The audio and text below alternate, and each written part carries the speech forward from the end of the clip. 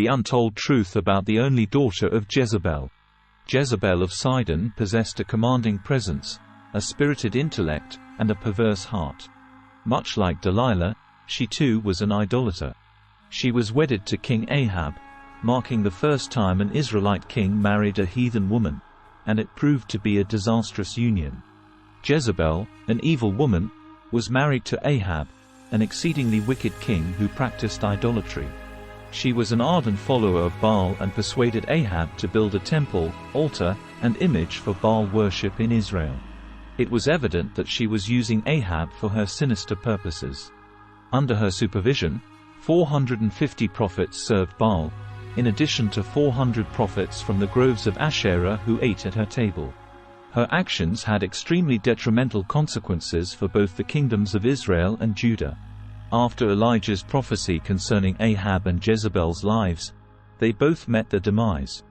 Ahab perished in a battle with the Syrians, and Jezebel was thrown out of a window. Jezebel had a daughter named Athaliah, whose name means, afflicted by God. She became the Queen of Judah, the only female monarch to sit on David's throne in biblical history.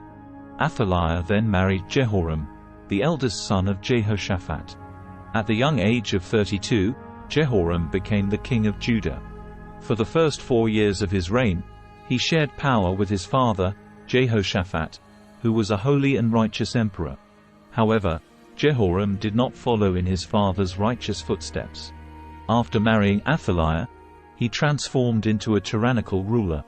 Ahaziah, Athaliah's son, became king at the age of 22 with the support of his wicked mother. He continued his father's reputation for evilness. Athaliah counseled her son in his devilish schemes. 2 Chronicles chapter 22 verse 3. He also walked in the ways of the house of Ahab, for his mother was his advisor and encouraged him to act wickedly. However, Ahaziah's reign did not last long. He only ruled over Judah for a year before being assassinated. Upon learning of her son Ahaziah's death, instead of mourning the loss of her child, Athaliah saw an opportunity to seize the monarchy by executing Ahaziah's sons, who were also her grandsons. By doing so, she eliminated the entire royal family and ascended to the throne.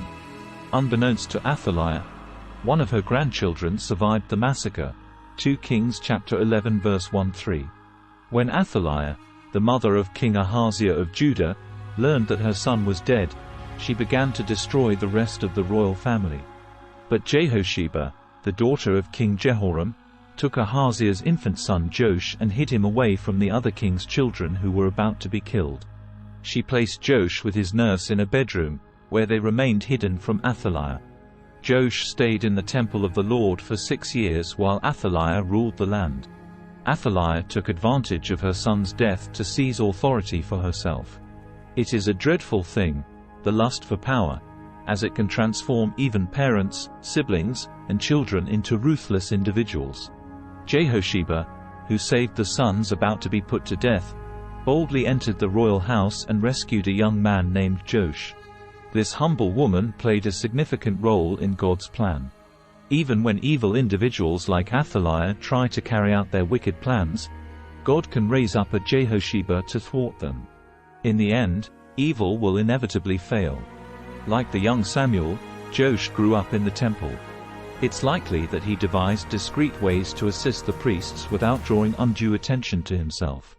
God had promised David that his royal line would continue forever, a promise known as ordaining a lamp for his anointed. This promise becomes even more significant in light of the many royal families that have gone extinct one after the other. Now, David's promised lamp was almost extinguished, yet miraculously preserved. Despite Ahaziah's poor behavior as king and his involvement in immoral alliances, he was still David's heir and the successor of his royal line. God kept his promise to David by protecting Joash, ensuring that the royal line would not be severed, even when Athaliah attempted to eliminate it. The long-term repercussions of Athaliah's attempt to eradicate the royal dynasty leading to the Messiah are astonishing. She made this diabolical attempt to break the royal dynasty leading up to the Messiah. Joash and his nurse remained hidden within the temple's unused bedroom during Athaliah's reign. Despite Joash's rightful claim to the throne, he was buried in obscurity. Jehoiada, a priest, was instrumental in preserving Joash's life and restoring the rightful king to the throne. He organized a plan to protect Joash and presented him as the legitimate king. The people of Judah eagerly embraced Joash's reign, and a sense of joy filled the land. With Athaliah out of power, reform took place swiftly. The temple, which had suffered damage under Athaliah's rule, was restored. The funds dedicated to the temple were allocated to repair the damages and restore the sanctity of the house of the Lord. Jehoiada, as a priest, recognized the significance of beginning the reform in the temple. Joash's commitment to restoring the house of the Lord and his protection by Jehoiada mirrored the divine care and guidance offered by God. Just as Joash was hidden and preserved, God can protect and guide those who trust in him. In this story, we see parallels with the protection of Joash and Jesus. Both faced threats to their lives, and God provided human agents to protect them from harm. The earthly father of Jesus, Joseph, played a crucial role in protecting the infant Christ from King Herod's murderous plans. God knows how to provide for our protection, and he can use various means to ensure his plans are fulfilled. Let us remember to trust in God's care and protection, for he is the ultimate guardian of his divine agenda. As we face challenges and threats, we can rest assured that God knows how to provide for our preservation, just as he did for Joash and Jesus.